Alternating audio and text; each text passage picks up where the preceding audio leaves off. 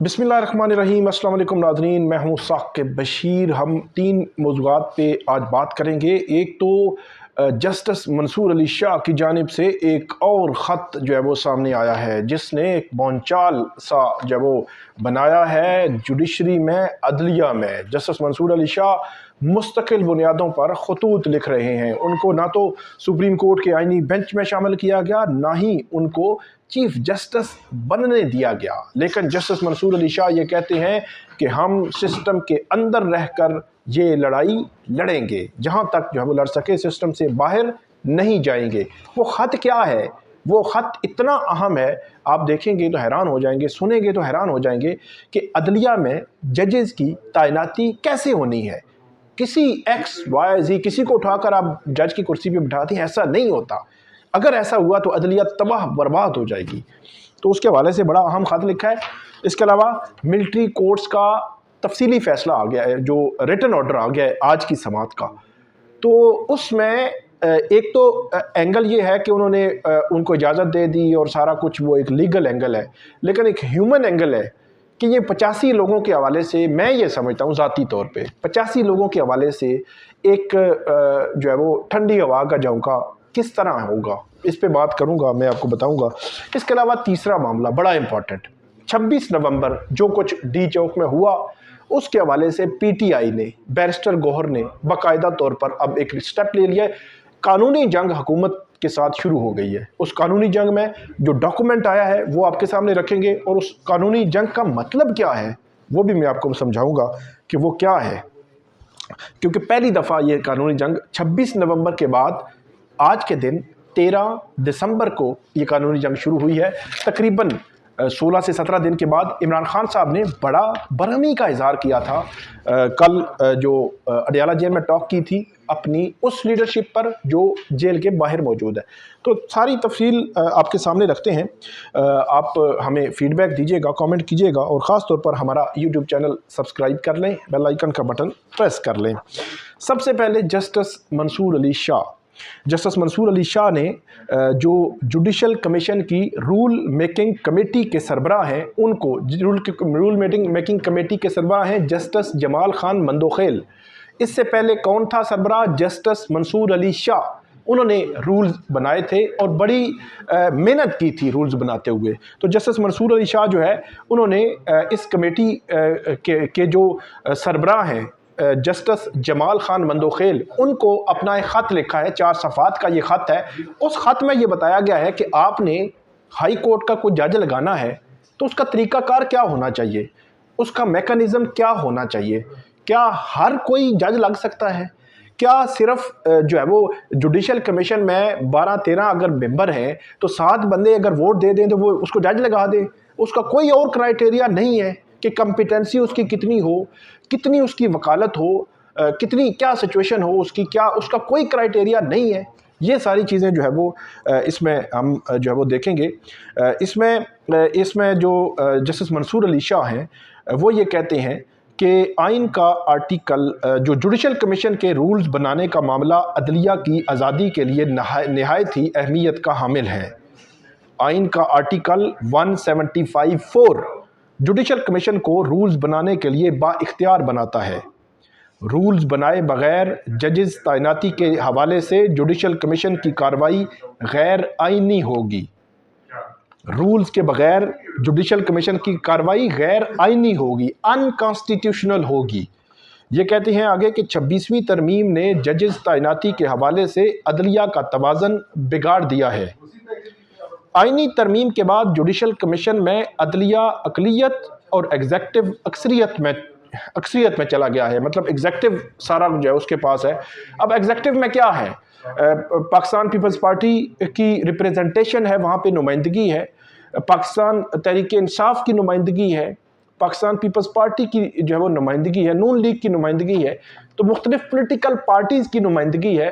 तो वो कह रहे हैं कि अब जो तवाज़ुन है वो अब उसका वज़न एग्जेक्टिव के पास ज़्यादा चला गया है।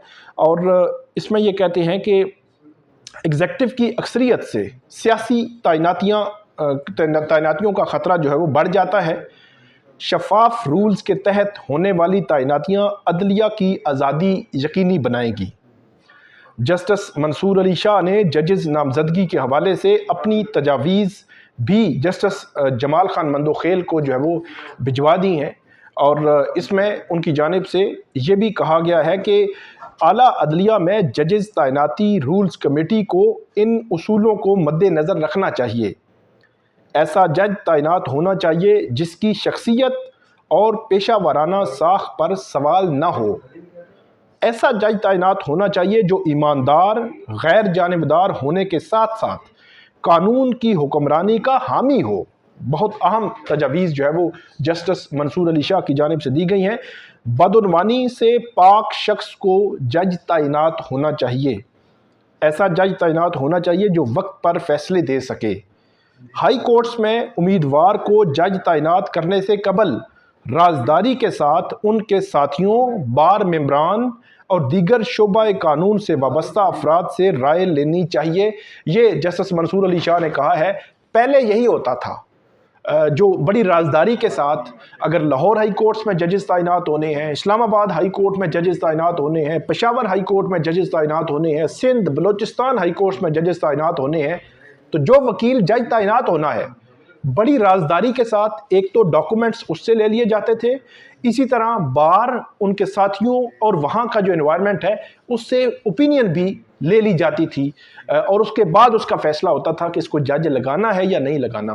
تو جو خوبیاں جسٹس منصور علی شاہ بیان کر رہے ہیں، ان کے تحت اور رولز کے مطابق ججز کی تعیناتی انتہائی ضروری ہے، کیونکہ 26ویں ترمیم کے بعد بظاہر نظر آ رہا ہے کہ سیاسی تعیناتیاں ہونے اور سیاسی تعیناتیاں کرنے کی کوشش کی جائے گی، اور یہ میرا خیال ہے ایک عدلیہ کے اوپر یہ آپ کہہ سکتے ہیں کہ خود کو حملہ ہوگا کہ جہاں پہ ایسے لوگ جو قابل نہیں ہیں ان کو جو ہے وہ تعینات کر دیا جائے گا یا کرنے کے امکانات جو ہے وہ موجود ہیں۔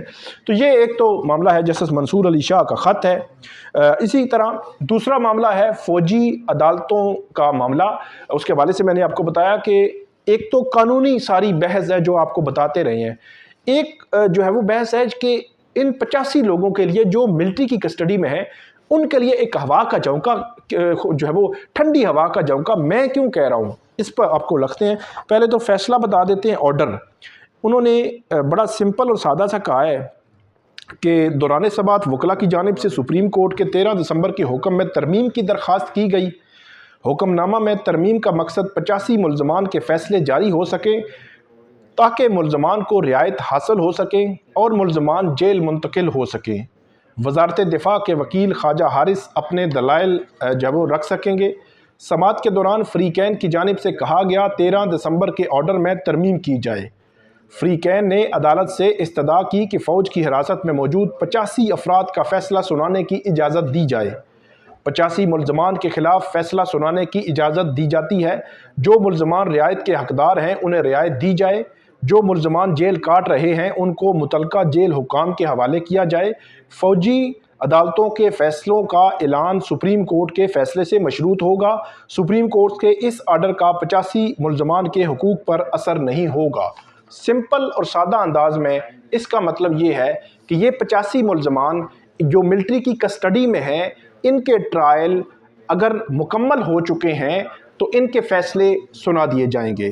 اب ان میں سے اگر کوئی بری ہوگا تو گھر چلا جائے گا، ان میں سے اگر کسی کو سزا ہوگی تو وہ متعلقہ جیلوں میں، مطلب اگر سیالکوٹ کا ہے تو سیالکوٹ کی، یا لاہور کی جیل میں، اگر راولپنڈی کے قریب ہے تو راولپنڈی اڈیالہ جیل میں، کوٹ لکھپت جیل میں، تو ان جیلوں میں ان کو شفٹ کر دیا جائے گا، اور ان کے ساتھ روٹین میں وہی سلوک ہوگا جو سیولین قیدیوں کے ساتھ ملاقات ہوتی ہے، ہفتہ وار ٹیلی فون، ان کو جو بھی ان کے جیل مینول کے مطابق ان کی سہولیات ہوتی ہیں۔ لیکن اس کے ساتھ جو ہوا کا جھونکا والی بات ہے وہ میں آپ کے سامنے رکھوں گا۔ اگر سزا ہوگی 3 سال کسی ملزم کی تو 19 ماہ کی سزا وہ پہلے ہی کاٹ چکے ہیں، تو ان کو ضمانت ملنے کے بڑے واضح امکانات ہوں گے۔